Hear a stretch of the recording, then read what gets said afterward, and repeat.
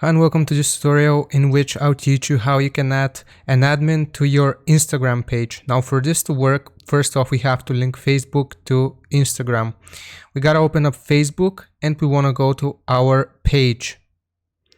After we are on our page, we wanna select settings and then we need to locate this option, linked accounts. Gotta press on it. So like I said, we have to sync our Instagram to our Facebook account. So just click on connect account, connect, confirm, and a pop-up window will show up.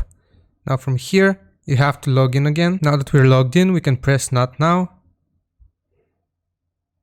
Okay, if you did everything correctly, this should pop up.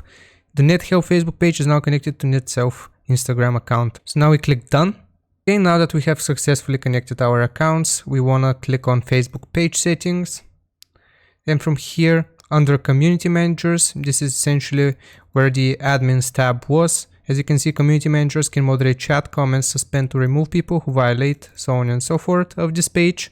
You click on manage, community managers, add community manager, get started, and here is where you write either their email or their name.